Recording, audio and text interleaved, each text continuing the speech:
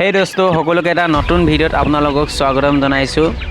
নৱবৰ্ষৰ শুভেচ্ছা আপোনালোকক আগতীয়াকৈ দি দিছোঁ আৰু এই ভিডিঅ'টো আৰম্ভ কৰিছোঁ। আপোনালোকে যদি এখন ধুনীয়া ফাৰ্ম কৰিম বুলি যদি ভাবিছে আপোনালোকে, তেতিয়া আপোনালোকে এই বেছিক নিয়মকেইটা আপোনালোকে জানিব লাগিব, নহ'লে আপোনালোকৰ ফাৰ্মখন আপোনালোকৰ চলাই নিয়াত অকণমান অসুবিধা হ'ব। এক নম্বৰ কথা আপোনালোকে জানিব লাগিব, এটা আপোনালোকৰ ধুনীয়া চাফা গঁৰাল আপোনালোকে ৰাখিব লাগিব আপোনাৰ লগত। আৰু 2 নম্বৰ কথা আপোনালোকে এখন ভাল হেডচাৰীৰ পৰা পোৱালি কিনিব লাগিব। যদিহে আপোনালোকে এখন ভাল হেডচাৰীৰ পৰা যদি আপোনালোকে পোৱালি নিকিনে, তেতিয়া আপোনালোকৰ পোৱালিবিলাক গ্ৰোথ আৰু ভালকৈ ডাঙৰ দীঘল নহ'ব, মৰ্টেলিটি বেছিকৈ হ'ব। 3 নম্বৰ পইণ্ট, আপোনালোকে কুকুৰা যিবিলাকৰ ভেকচিন আছে সকলোবিলাক ভেকচিন আপোনালোকে কমপ্লিট কৰিব। কিমান দিনত কি ভেকচিন দিব লাগিব আপোনালোকে সবিশেষ জানিব লাগিব, তেতিয়াহে আপোনালোকৰ কুকুৰাবিলাক সুস্থ হৈ থাকিব। 4 নম্বৰতে আপোনালোকে বায়'চিকিউৰিটি মেইনটেইন কৰিব লাগিব।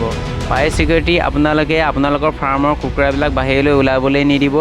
তাৰপিছত বাহিৰৰ পৰা যিবিলাক কুকুৰা আহে সেইবিলাক আপোনাৰ ফাৰ্মত প্ৰৱেশ কৰিবলৈ নিদিব। আৰু যিবিলাক আপোনালোকৰ বাহিৰৰ মানুহ আহে, বেপাৰী হওক বা বাহিৰৰ যিকোনো মানুহ আপোনালোকৰ ফাৰ্মত এণ্ট্ৰি কৰিবলৈ নিদিব, কাৰণ বাহিৰৰ মানুহৰ লগত বহুত ধৰণৰ বেক্টেৰিয়া আহে। সেই বেক্টেৰিয়াৰ ফলত আপোনালোকৰ কুকুৰাবিলাক বেমাৰত পৰা বেছি চান্স থাকে।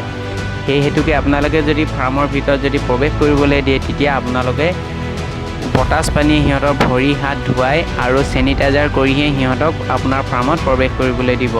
5 নম্বৰতে আপোনালোকে 7 দিনৰ মূৰে মূৰে ডিছইনফেকশ্যন স্প্ৰেয়াৰ আপোনালোকে কৰি থাকিব লাগিব। তেতিয়া আপোনালোকৰ কুকুৰাবিলাকত কোনো ধৰণৰ বেমাৰ আজাৰৰ পৰা দূৰত থাকিব।